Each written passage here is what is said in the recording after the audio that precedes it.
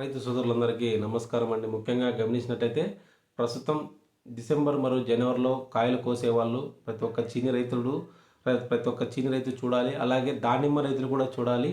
అలాగే ఎండపొడ అంటే సన్బర్న్ వచ్చే కాయల్లో మనకు కాయ స్వీట్కి వచ్చినట్లయితే కాయ మనకు ఎండపొడ అనేది తగులుతుందండి. ప్రస్తుతం డిసెంబర్ జనవరిలో ఉన్నాము. అలాగే చాలామంది జనవరి ఫిబ్రవరి మార్చిలో కూడా కాయలు కోసే వాళ్ళు ఉన్నారు. వాళ్ళు కూడా యూజ్ అవుతుంది.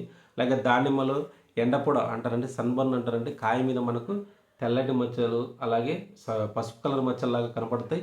సన్బర్న్ అంటారండి, అంటే కాయ ఎండపొడ అని అంటారు. దాన్ని ఎలా కంట్రోల్ చేసుకోవాలనేది కూడా పూర్తిగా చెప్తాను. ప్రతి ఒక్క చీనీ రైతు, దానిమ్మ రైతు, ప్రతి ఒక్క రైతు ఈ వీడియో చూడాలి. నేను కొన్ని కాంబినేషన్లు చెప్తాను. ఇది కూడా రీసెర్చ్ పరంగానే చెప్తున్నానండి. ఫస్ట్ నేను ఫీల్డ్లో ట్రయల్స్ వేసిన తర్వాతే ఇది మీకు విషయం తెలియజేస్తాను. దీని గురించి ముందు సంవత్సరంలోనే ఈ సంవత్సరంలో నేను వీడియో పెట్టానండి. డిసెంబర్ జనవరిలో దాని గురించి వీడియో పెట్టాను. తర్వాత మీకు ఇప్పుడు చెప్తా ఉన్నాను. కానీ ఇప్పుడు ఈ సమస్య అనేది ఎక్కువగా ఉంది. ప్రతి రైతు ఆందోళన చెందుతున్నాడు.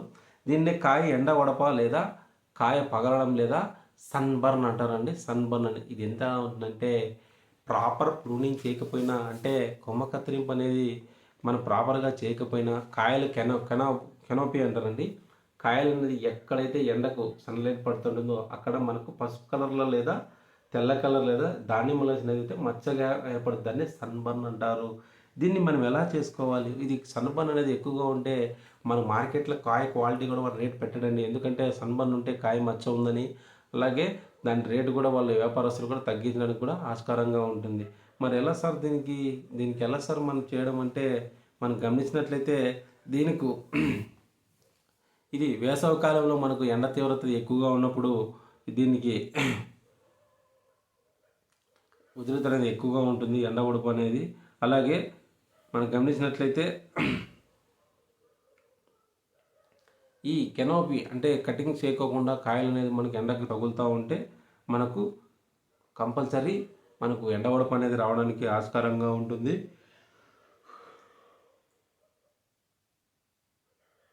అందుకేనండి మన చెట్టు అనేది మనము న్యూట్రియన్స్ ఆకులు పెంచుకోవాల. కాయలు అనేది ఆకులు మురుగులు ఉంటే మనకు సన్బర్న్ రాకోకుండా మనకు ఆస్కారంగా ఉంటుంది. అందుకేనండి జినెట్రా కానీ జింకు కానీ, అలాగే మనకు డ్రిప్లో హలో చెక్కు రైజోజన్ కానీ, లేకుంటే డ్రిప్లో మన న్యూట్రియల్స్ దొరుకుతుంది ఫార్ములా 6 లిక్విడ్, అది వదులుకుంటే మన ఆకులు అనేది వెడల్పుగా ఉంటాయి. తద్వారా మనకు ఆకులు మురుగునే మన కాయలు ఉండడానికి ఆస్కారంగా ఉంటుంది. దీనివల్ల మనకు సైడ్ ఎఫెక్ట్స్ కూడా, అంటే మొక్కకు చాలా మనకు కాయలున్నా కూడా మనకు మార్కెట్లో డిమాండ్ తగ్గే ఛాన్స్ ఉంటుంది. కాబట్టి దీనికి ఏం స్ప్రే చేసుకోవాలా, కాయ ఎండ వడపుకు అలాగే కాయ సన్బర్న్కు మనము ఎటువంటి మందులు స్ప్రే చేసుకోవాలని గమనించినట్లయితే మనకు మార్కెట్లో దొరుకుతాయండి. న్యూట్రీ ఎల్ఎస్ కాల్షియం మరియు న్యూట్రీ ఎల్ఎస్ బోరాన్ మనం గమనించినట్లయితే మనకు డ్రిప్పుకు వదులుకోవాలండి. అవి స్ప్రేయింగ్కి వచ్చి న్యూట్రీ ఎల్ఎస్ కాల్షియం మనకు 11% కాల్షియం దొరుకుతుందండి. దాంట్లోకి నాటి ఆవు పాలు లీటర్ నీటికి 2 ml చొప్పున, అలాగే న్యూట్రీ ఎల్ఎస్ కాల్షియం 2 ml చొప్పున మనం స్ప్రే చేసుకుంటే కాయ ఎండ ఉడపు మనకు తగ్గడానికి, అలాగే సన్బర్న్ నుండి మనం కాపాడడానికి ఆస్కారంగా ఉంటుంది. అలాగే నేను చెప్పిన విషయంలో మీకు ఎటువంటి సందేహాలు ఉన్నా మీరు అడగచ్చు. అలాగే డ్రిప్ ఫర్టిగేషన్ ఏమి ఇవ్వాలంటే కాల్షియం బోరాన్ మనకు మార్కెట్లో దొరుకుతుందండి. కాల్షియం 11%, డ్రిప్కి బోరాన్ వచ్చి 10% చొప్పున. Nutri LS calcium, nutri LS boron మన డ్రిప్ కుదురుకోవాలి. తద్వారా మన కాయ షైనింగ్ వస్తుంది. అలాగే మనం కాయ పిండి సైజులో పెద్ద జామకాయ సైజులో ఉన్నప్పుడు ఈ ఎంఎస్ క్యాన్ దొరుకుతుందండి మార్కెట్లో. మనకు లీటర్ నీటికి 3 గ్రామ్ చొప్పున కలిపి స్ప్రే చేసుకోవాలి. అలాగే ఫైనల్ స్టేజ్లో మనము ఈ సన్బర్న్ రాకోకుండా అడ్వాన్స్గా మన కాయ షైనింగ్గా ఉండడానికి మనకు న్యూట్రిక్స్ థ్రెడ్ అనేది దొరుకుతుందండి. న్యూట్రిక్స్ థ్రెడ్ ఇది లీటర్ నీటికి 0.5 గ్రామ్ చొప్పున మొక్క బాగా తడిచే విధంగా స్ప్రే చేసినట్లయితే కాయ షైనింగ్, అలాగే కాయ తోలు మందం కూడా మనకు సన్బర్న్ నుండి ప్రొటెక్ట్ అవ్వడానికి కూడా ఆస్కారంగా ఉంటుంది. అలాగే ఈ ఎండవడపు అనేది అంత భయంకరమైన వ్యాధి అయితే ఏం కాదండి. కానీ ఏమంటే కాయ మీద మచ్చలు అలానే ఉంటాయి. అలాగే తద్వారా మనకు కాయల మన నాణ్యత తగ్గుతుంది. తద్వారా మార్కెట్లో కూడా మన కాయకు డిమాండ్ పెట్టే అవకాశం ఉండదు, అలాగే రేట్ పెట్టే అవకాశం కూడా ఉండదండి. అలాగే మీ తోటి రైతులకు కూడా వీడియోని షేర్ చేయాలి. ఎండవడపు కాయలు, అలాగే కాయ ఎండవడప లేదా కాయ సన్బర్న్ అంటారు. దానిమ్మలో కూడా అంతేనండి. చాలామంది రైతులు